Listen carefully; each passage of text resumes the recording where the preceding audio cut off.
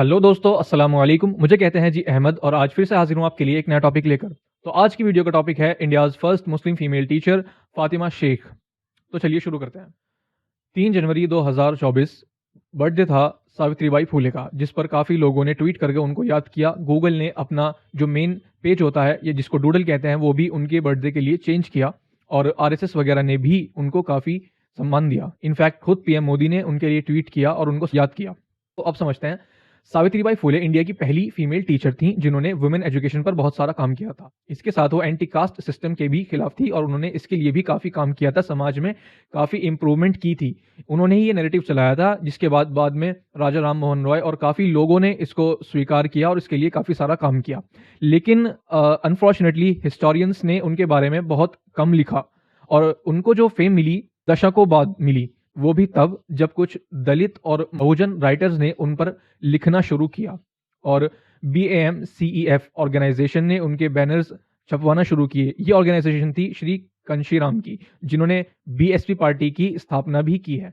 ये समझते हैं कि सावित्रीबाई फुले ने ये सब जो काम किए थे, क्या ये अकेले किए थे या फिर इनके साथ भी कोई था? इनके साथ थी फातिमा शेख, जो कि इंडिया की पहली मुस्लिम फीमेल टीचर्स थी। हाँ जी, तो आप समझते हैं कि सावित्रीबाई फुले की लाइफ में एक बहुत बड़ा रोल रहा है फातिमा शेख का और इनफैक्ट इनका एक बहुत बड़ा रोल रहा है विमेन एजुकेशन पर और एंटी कास्ट सिस्टम पर।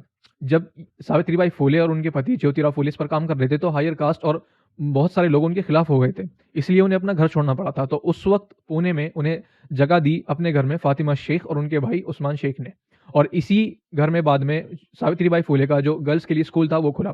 फातिमा शेख ने गर्ल्स को पढ़ाने के साथ साथ घर घर जाकर लोगों को एनकरेज किया कि वो अपनी बेटियों को पढ़ाएं और स्कूल भेजें। और फातिमा शेख ने काफ़ी सारे ऐसे काम किए जिनके बारे में हमें पता नहीं है, क्योंकि उन्होंने अपने कामों को कभी कहीं पर भी रिकॉर्ड नहीं किया, ना ही उन्हें सेव किया। हमें इनके बारे में जो भी थोड़ा बहुत डेटा मिलता है वो मिलता है ज्योतिराव फुले और सावित्रीबाई फुले की थीसिस में या उनकी लिखी हुई बुक्स वगैरह में। बल्कि ज्योतिराव फुले और सावित्रीबाई फुले ने अपने कामों पर एक पूरी थीसिस लिखी, एसेज लिखे, पोएम्स लिखी, इनफैक्ट प्लेज लिखे और कई सारे लेटर्स भी हैं जिनमें उन्होंने अपने कामों को बताया है। तो अब समझते हैं कि सावित्रीबाई फुले को इतनी फेम कैसे मिली। जब कई दशकों बाद बहुजन राइटर्स आना शुरू हुए, उन्होंने लिखना शुरू किया, लोगों को इनके बारे में पता चलना शुरू हुआ और इनफैक्ट भीमराव अंबेडकर साहब ने भी अपनी एक बुक इनको डेडिकेट की है। लेकिन इस पूरे टाइम पीरियड में कहीं भी किसी ने भी फातिमा शेख के लिए कोई बात नहीं की, जबकि फातिमा शेख ने लड़कियों के साथ साथ बहुजन समाज के बच्चों को भी बहुत पढ़ाया और उनकी एजुकेशन पर काफ़ी काम किया, उनके हक के लिए लड़ाइयाँ लड़ी। इनफैक्ट उनकी खुद अपनी कम्युनिटी, मुस्लिम कम्युनिटी में भी ये काम इतना आसान नहीं था जो काम वो कर रही थी। उनकी खुद की कम्युनिटी उनके खिलाफ थी और दूसरी कम्युनिटी के लोग भी उनके खिलाफ थे। इनफैक्ट जो एलीट क्लास लोग थे, हायर क्लास लोग थे, वो भी इन दोनों के खिलाफ थे। इन दोनों ने इन सर्कमस्टेंसेस के बावजूद भी इतना काम किया। ये काफ़ी सुनने में बुरा लगता है कि इतने काम होने के बाद भी किसी एक को ही सराहा जाए और दूसरे को बिल्कुल छोड़ दिया जाए। अब इसके पीछे क्या वजह रही है, हिस्टोरियंस को उस पर काम करना पड़ेगा।